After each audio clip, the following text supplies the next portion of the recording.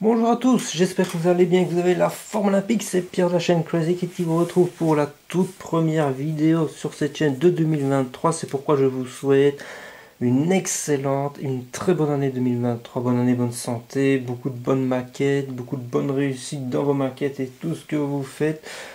Et je commence donc cette vidéo, cette première vidéo 2023 avec l'épisode numéro 2 du montage de la Pontiac Transam by Monogram.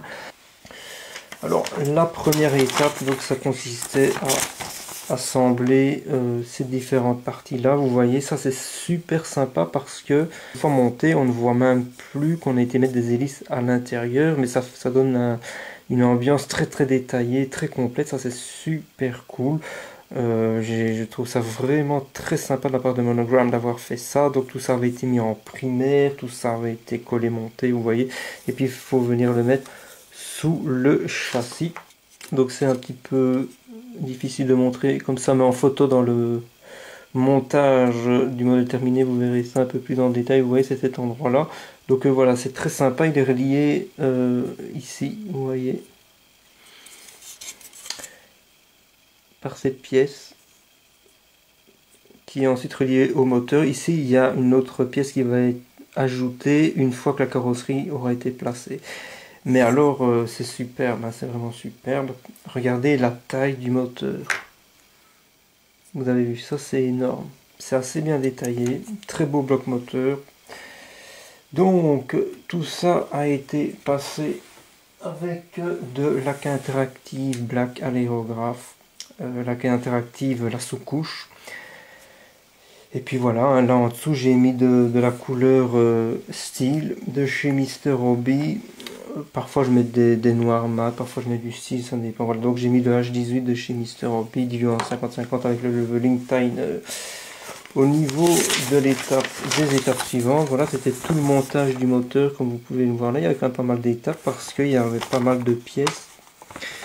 Certaines pièces sont très sympas. Vous voyez, cette pièce-là, elle est magnifique. J'ai été voir sur Google la photo de la vraie pièce et c'est très bien détaillé. Là, maintenant, je peux plus vous la montrer parce que c'est monté. Donc, c'est plein de détails assez intéressants qu'on ne voit plus une fois que c'est monté. Mais encore une fois, ce sera visible sur les photos qui défileront ou les vidéos qui défileront dans le montage du modèle terminé. Donc après j'étais venu placer le moteur à cet endroit là. Voilà la pièce dont je viens de vous parler qui a été placée là. Et alors en dessous vous voyez le système d'échappement, très sympa aussi, avec des pièces qui doivent être collées ensemble. Ce n'est pas un truc complètement monté d'usine, donc ça fait super plaisir. Et donc le voilà. Alors c'est assez étonnant parce que ça arrive pile à l'endroit où il faut que ça arrive au niveau du moteur. Donc vraiment la précision de l'usinage et la justesse de cette maquette Monogram est assez sympa. C'est vraiment très sympa. Donc vous voyez, hop là, voilà. Donc lui j'avais peint dans une couleur plus foncée, puis finalement j'ai changé d'avis en voyant des photos sur internet. Je me suis dit c'est mieux de l'éclaircir, et l'éclaircir, eh bien ça ajoute un petit peu hein, par rapport à la couleur de l'acier que j'ai mis au niveau du plancher. Donc pour obtenir ce résultat là, très sympa, eh bien là c'est tout simplement un résultat obtenu au pinceau, mais avec, je vais vous montrer ça tout de suite, du style de chez AK Interactive qui s'applique au pinceau. Les endroits ici, ils étaient, vous voyez les sorties d'échappement, ils étaient bombés avec une ligne de moulure, c'était vraiment pas beau, donc je les ai tout simplement entre guillemets forés pour avoir un creux. Et là il faut encore que je vienne mettre une petite pointe de peinture noire. Et donc j'ai tout simplement foré ça, on va dire, avec un petit forêt de ce genre là. Tout bêtement, voilà, rien de très compliqué à ce niveau-là. Ensuite on est arrivé au train arrière, vous voyez, avec une espèce de barre là, à mon avis de renforcement. Un détail très sympa qui rend très bien, vous voyez les roues, elles sont assez bien détaillées aussi. Donc cette fameuse barre, on la voit ici. Je trouve que ça rend vraiment très bien, et alors on la retrouve de l'autre côté, elle ressort assez bien aussi, vous voyez, c'est très sympa. Et ça je l'ai peinte tout simplement avec une couleur Tamiya à l'aérographe, le Chrome Silver X11. J'avais plus d'alu donc j'ai mis ça, mais ça fait le taf et c'est très sympa. Le détail ici c'est très sympa, vous voyez. Est-ce qu'on va bien voir la caméra, le frein? Mais vous verrez ça mieux en photo. Vous voyez là, la petite couleur dorée que j'ai ajoutée. Bon, le meilleur doré que j'ai trouvé, parce que j'avais essayé chez Valero, etc., etc., je trouvais pas que c'était un doré qui claquait. Donc le meilleur doré que j'ai trouvé, c'est celui-là. Le H9 Metallic Gloss de chez Mr. Hobby. Ça, c'est vraiment un doré qui, je trouve, rend très bien. Alors, il y a plein de retouches à faire à gauche, à droite, en couleur, des petits trucs, mais ça, ce sera corrigé avant la présentation finale. Donc là, on était quand même à l'étape numéro 16. Alors ensuite, voilà, hein, nous arrivons à l'étape numéro 17.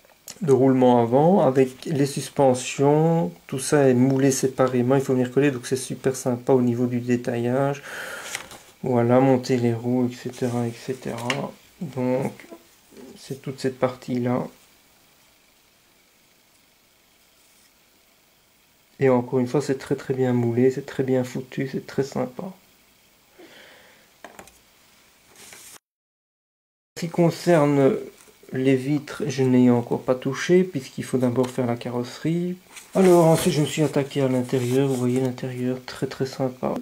J'ai vu des photos sur internet, hein, donc la partie centrale devait être plus en noir foncé, mais pas jusque là. Bon, j'avais vu tout le détail en regardant des photos réelles. Des petites enceintes là qui sont très sympas aussi. Et alors le tableau de bord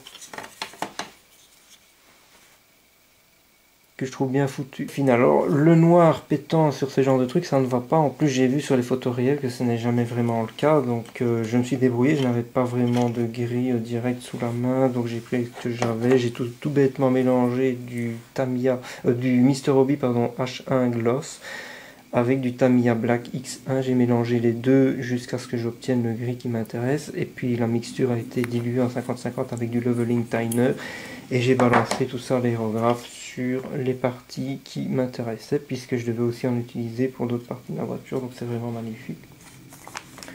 Donc voilà, jusqu'à présent, franchement, je suis assez content du résultat. La prochaine partie, ça doit être la carrosserie qui est déjà bien avancée, mais comme elle est en train de sécher, je ne vais pas vous montrer ça maintenant, et puis comme ça vous aurez la surprise de la couleur pour le final. Alors dans la vidéo de déballage unboxing, j'avais dit que il y avait apparemment un outil qui permettait de venir placer des parties transparentes. Vous voyez la partie avant de la voiture, et ils vous disent qu'il faut pousser le bazar avec un petit outil. En réalité, l'outil il se trouvait bien dans la boîte, je ne m'en étais pas rendu compte au moment du déballage. Il était sur une grappe, elle dégrappée, le voilà. Je trouve ça super sympa, c'est la première fois que je fais une maquette dans laquelle le fabricant fournit un petit outil pour faciliter la vie au moment du montage. Voilà, c'est super amusant. Bon, bah, c'est pour la petite anecdote. Donc voilà, au final, bon, ça avance assez bien.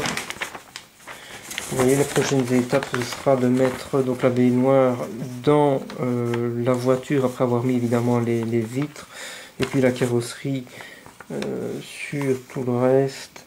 Voilà, il faudra ensuite venir monter toute la partie avant, et par la suite on va sceller la voiture au niveau de son montage en venant mettre la partie arrière avec évidemment les feux qui sont assez sympas aussi, et puis normalement la voiture devrait être terminée. Donc à mon avis ça devrait arriver dans pas trop longtemps. C'est juste que pour faire certaines parties de la carrosserie, il manque un petit truc ou deux que j'ai commandé, qui devrait arriver très bientôt. Voilà, donc pas trop de soucis en particulier.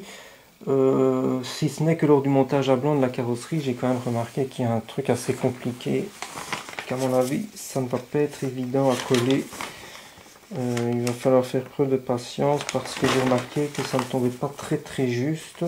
Oui, voilà, c'est ça. Voilà, vous voyez la pièce qui est là. Il faut venir la mettre juste devant le pare-brise, la caler, et elle doit venir se coller sur les côtés des montants du pare-brise avant. Et c'est un petit peu plus large, ça veut dire qu'il va falloir la maintenir pendant qu'elle colle, mais c'est une pièce qu'il a fallu peindre. Vous voyez, avec les essuie-glaces, etc., etc. J'ai déjà mis un peu le vernis, donc il va falloir s'arranger pour que ça colle. Et en plus, la carrosserie à cet endroit-là est vernie aussi, donc je ne sais pas trop comment je vais faire, peut-être gratter un peu, mais il ne faut pas non plus que ça se voit, parce que si aller faire des raccords à cet endroit-là, ça risque quand même d'être assez chaud. Enfin bon, voilà, je verrai ça au fur et à mesure, mais donc normalement, bon, soit il y aura encore une vidéo, soit la prochaine vidéo, ce sera déjà la vidéo finale de cette Pontiac qui j'espère va bien rendre une fois entièrement montée, parce que c'est vrai que parfois en cours de montage on a l'impression que tout se passe très très bien, et c'est parfois vraiment sur la fin qu'on se dit oulala, là c'est chou boulette, parce que j'ai l'habitude monogramme, c'est pas la première fois que je fais une maquette monogramme, et j'ai déjà eu des fameuses surprises par le passé. Sur ce, j'espère que cette petite vidéo vous aura plu. Je reviens normalement très prochainement pour d'autres vidéos. Je pense que je ferai peut-être bien ces 4 une vidéo déballage unboxing d'une des maquettes que j'ai présentées dans la vidéo de mes modèles encore non montés, dont la majorité n'ont jamais été unboxés sur cette chaîne. Ça fera une petite vidéo en attendant le finish de cette voiture. Et donc voilà, sur ce, je vous dis à la prochaine. Portez-vous bien, c'était Pierre de la chaîne Codikit. Ciao, ciao.